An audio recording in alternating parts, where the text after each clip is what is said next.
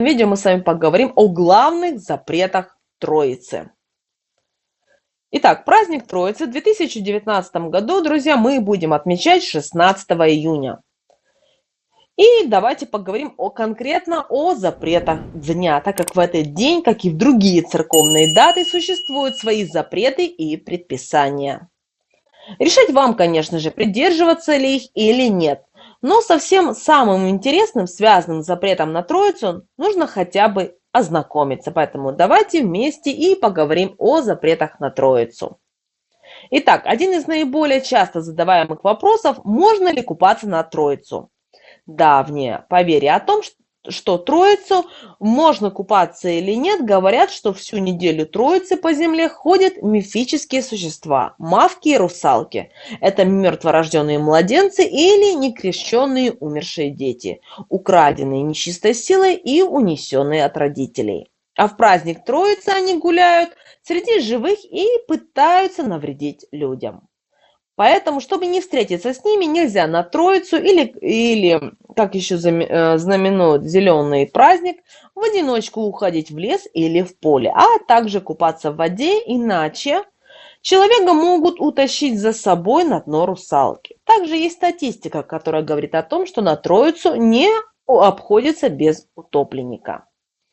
Также многие в связи с праздником интересуются, на Троицу можно ли работать или нет.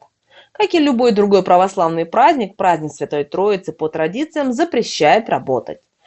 Можно готовить еду на праздничный стол и кормить и поить домашних животных и, конечно же, скот. А вот заниматься уборкой, рукоделием, стричься строго запрещено.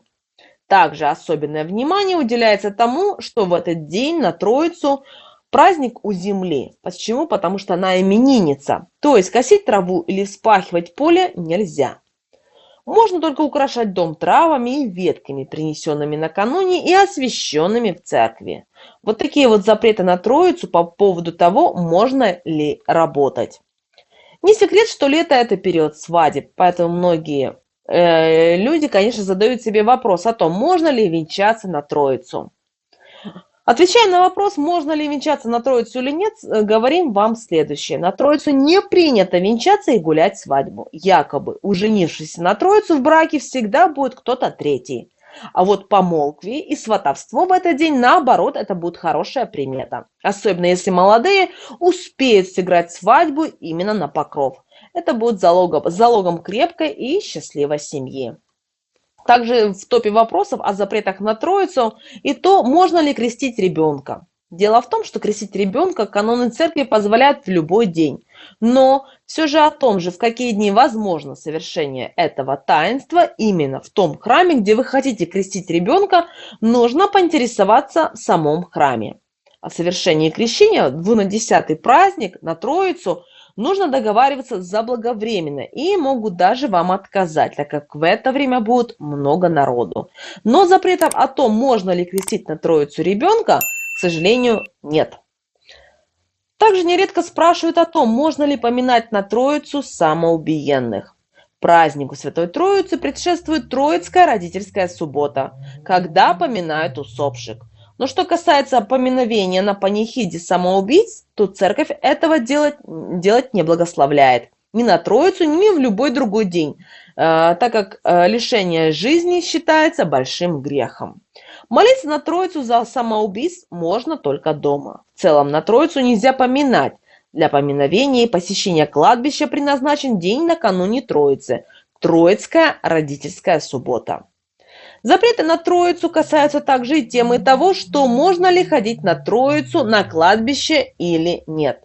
Известно, что не стоит посещать кладбище на Троицу. Лучше побывать в храме, помолиться и по возможности причаститься. Но бывают жизненные ситуации, иногда бывает невозможно отказаться от похода на кладбище, даже совершенно не предназначенный для этого день. Но даже посещение кладбища на Троицу хорошо бы постараться не забыть о смысле и значении этого дня. Ну, теперь вы, друзья, знаете о самых важных запретах на Троицу. Также у нас на канале есть плейлист «Троица 2019», где вы можете узнать, что можно, что нельзя делать более подробно. Также какие травы можно освещать, какие не нужно. Поэтому, друзья, оставайтесь с нами, подписывайтесь на канал Эзотерика для тебя. Мы всегда с вами. Пишите нам вопросы и комментарии, друзья. Но мы прощаемся. Поздравляем вас с наступающим праздником. Желаем вам мира, любви, гармонии. И услышимся, друзья, уже в следующих эфирах. Пока-пока.